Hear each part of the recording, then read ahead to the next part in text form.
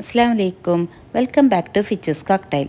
അപ്പോൾ എല്ലാവരും സുഖമായിട്ടിരിക്കുമെന്ന് വിശ്വസിക്കുന്നു. അപ്പോൾ ഇന്നത്തേത് ഒരു അടിപൊളി സാൻഡ്വിച്ചിൻ്റെ റെസിപ്പിയാണ് ഷെയർ ചെയ്യുന്നത്. നല്ല ടേസ്റ്റി ആയിട്ടുള്ളൊരു സാൻഡ്വിച്ചാണ് കേട്ടോ. അപ്പോൾ വേഗം തന്നെ നമുക്ക് റെസിപ്പിയിലോട്ട് കിടക്കാം. അപ്പോൾ ഇതുണ്ടാക്കാൻ വേണ്ടിയിട്ട് ഞാൻ കുറച്ച് ബോൺലെസ് ചിക്കൻ എടുത്തിട്ടുണ്ട്. അത് ചെറിയ കഷ്ണങ്ങളാക്കിയിട്ട് ഒന്ന് അരിഞ്ഞെടുത്താണ് കേട്ടോ.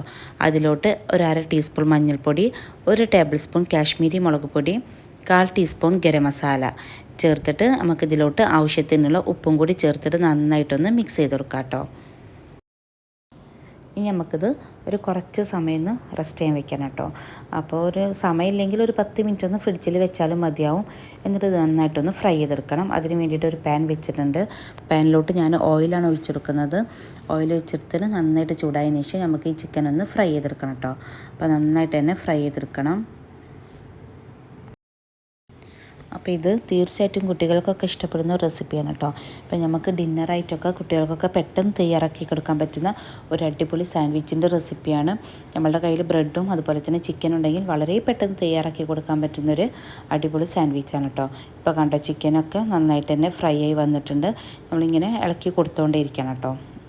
പിന്നെ ബ്രസ്റ്റ് പീസായ കാരണം പെട്ടെന്ന് കുക്കായി കിട്ടുകയും ചെയ്യും. ഒരു മീഡിയം ഫ്ലെയിമിലിട്ടിട്ടൊന്ന് കുക്ക് ചെയ്തെടുത്താൽ മതിയാവും. ഇനി ഇതിലോട്ട് ഞാൻ ചെറിയൊരു സവാള എടുത്തിട്ടുണ്ട്. അതിങ്ങനെ ചെറുതാക്കി ചോപ്പ് ചെയ്തതാണ്. അത് ഇതിലോട്ട് ചേർത്ത് കൊടുക്കുന്നുണ്ട്. ഇപ്പോൾ വലിയ സവാള ആണെങ്കിൽ അതിൻ്റെ പകുതിയൊക്കെ എടുത്താൽ മതിയാവും കേട്ടോ. അപ്പോൾ ഇവിടെ ഒരു ചെറിയ സവാള ഞാൻ എടുത്തിട്ടുള്ളത്. അത് ഇട്ടിട്ട് നന്നായിട്ടൊന്ന് മിക്സ് ചെയ്തെടുക്കുക. അതുപോലെ തന്നെ ഒരു ചെറിയ തക്കാളി അല്ലെങ്കിൽ ഒരു ഹാഫ് തക്കാളി മതി.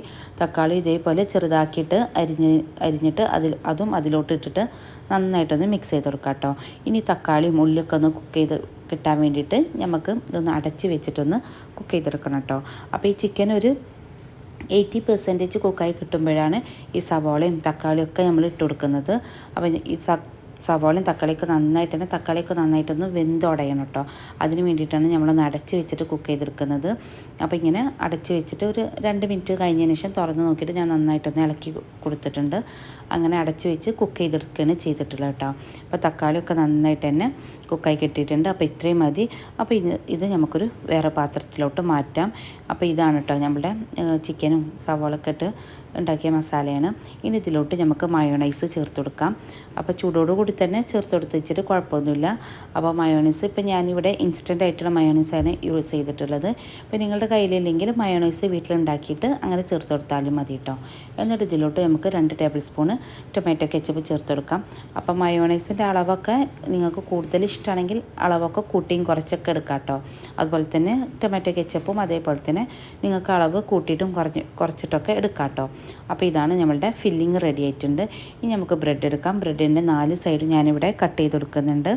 അപ്പോൾ കട്ട് ചെയ്ത് കൊടുത്തില്ലെങ്കിലും കുഴപ്പമൊന്നുമില്ല. ഞാനിവിടെ 4 സൈഡും കട്ട് ചെയ്തെടുത്തിട്ടുണ്ട്. ഇനി നമുക്ക് ആദ്യം തന്നെ ഒരു ചീസ് സ്ലൈസ് നമുക്ക് ബ്രെഡിലോട്ട് വെച്ചെടുക്കാം. എന്നിട്ട് പിന്നെ അതിന് മുകളിലായിട്ട് നമുക്ക് ഈ ഫില്ലിങ്ങും വെച്ചെടുക്കാം കേട്ടോ. നല്ല ടേസ്റ്റ് ആയിട്ടുള്ള ഒരു അടിപൊളി ഫില്ലിങ്ങാണ്. നമുക്ക് സവാള വഴറ്റിയെടുക്കുക ഒന്നും ചെയ്യേണ്ട, പെട്ടെന്ന് തയ്യാറാക്കി എടുക്കാൻ പറ്റുന്ന ഒരു അടിപൊളി ഫില്ലിങ്ങാണ് കേട്ടോ അത്. അപ്പോൾ ഈ മസാല നമുക്ക് ബ്രെഡിൽ നന്നായിട്ടൊന്ന് ഫില്ല് ചെയ്ത് കൊടുക്കാം.